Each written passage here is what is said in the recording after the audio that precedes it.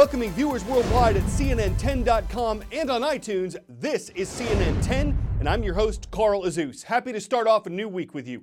First story takes us to the South American nation of Brazil, where a tragedy at an iron mine has buried parts of a city in mud.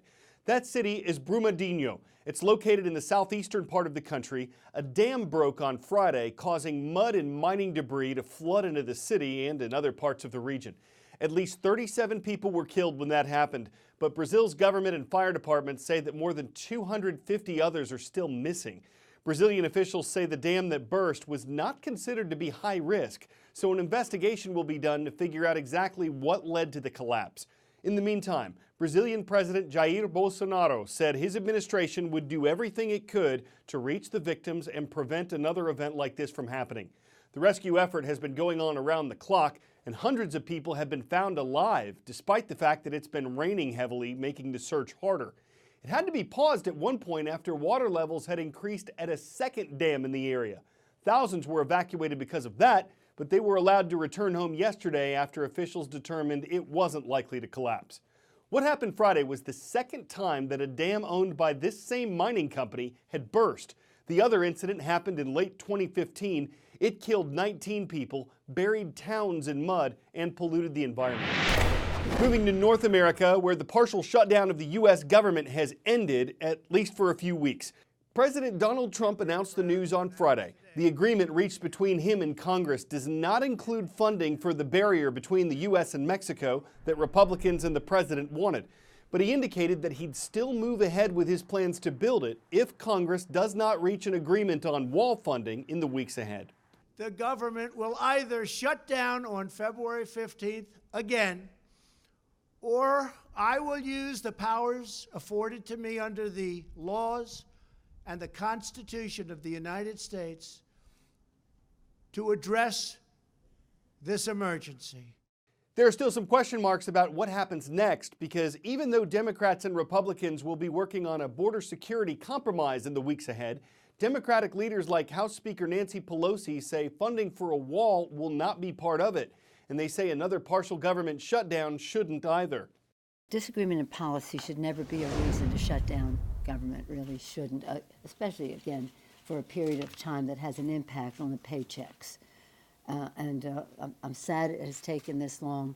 I'm glad that we've come to a conclusion today as to how we go forward.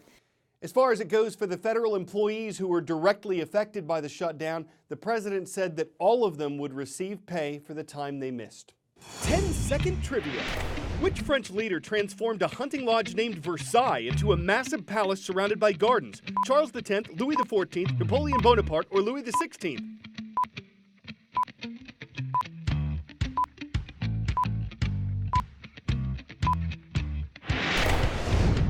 It was Louis XIV who expanded Versailles into the palatial complex that stands today. According to Encyclopedia Britannica, that expansion cost about as much as a modern-day airport. And it's not the only relic left behind by Louis XIV. His reign lasted from 1643 until his death in 1715, and during that time, French literature and art flourished. Arnold de Voyez was one of the artists who was active during this time, and a massive scene he painted was recently uncovered in France. But because the painting is significantly older than the building it was hidden in, it now represents a mystery as well as French history.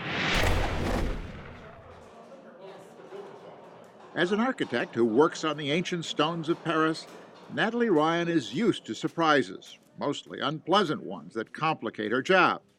But the surprise she came upon while creating a new boutique for fashion house Oscar de la Renta was nothing short of spectacular. Behind a wall in what used to be an insurance office, workers discovered a huge 10 by 20 foot oil painting, oil on canvas that was glued onto the wall.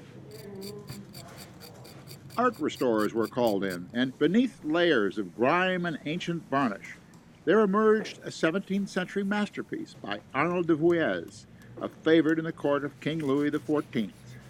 The first time I saw this work, my emotion was as big as the painting. As a restorer, right away I wanted to do a test to see what was underneath. What was underneath is what is believed to be one of a series of 4 paintings commissioned to depict the travels of Louis XIV's ambassador to the Middle East, here shown entering into Jerusalem in 1674. But while the painting and the painter have been identified, the question is, how did a 17th century painting end up behind a wall in a building constructed in the 19th century? There's no clear answer. Was it stolen, or was it found? Was it owned by the previous people that were here and they put it on the wall? Was it hidden during the war? There's a lot of theory. We can go there and do a whole spy story about it. The discovery, quite naturally, led the De Laurentiis managers to rethink the design of their Paris boutique and how best to display their masterpiece. They would integrate it in the showroom. I think there's going to be special visits in order to see it. I felt like really, blessed being a part of this whole experience. With the number of historic renovations that go on in this town, workers always have got a lot of tales about the discovery of treasures behind the walls, gold and jewelry, things like that. Most of them turn out to be fake or exaggerated. But in this case, the discovery turned out to be real. Jim Bitterman, CNN, Paris.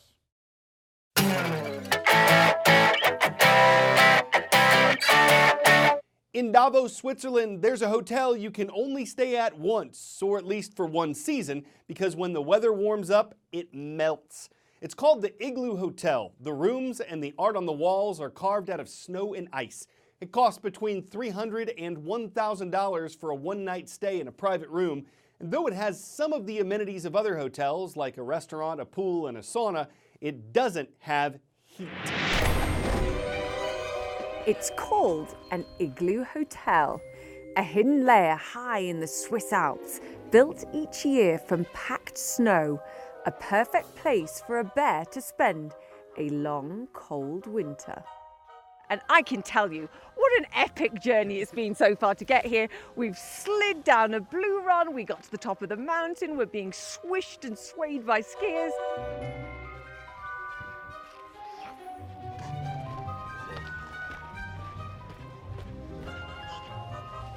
Welcome to my ice palace. Hi. Hello, how are you? Freezing.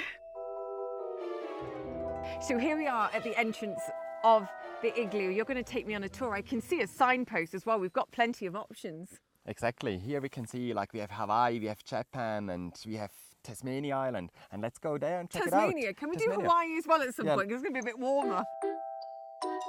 This hotel has all the bare necessities. 15 igloos, so lots of room for lots of bears. Oh my goodness. Now, this is an important piece of the jigsaw puzzle that I didn't consider. Oh, Elias, you brought me to my princess room. Of course. Hooray! Here we have a bed made out of snow with some mattresses, sheepskin. We have an inner sleeping bag that people can use. We have light over there. If you've never tried this, I'm not sure you would believe how comfortable and cozy this bed is. But all I can say is it's like, lying on a cold cloud. Right, let's tuck myself in. Lights out. Thank you.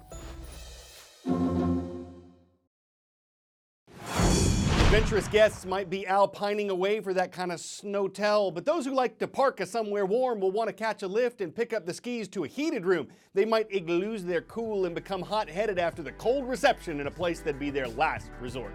I'm Carl Azus for CNN.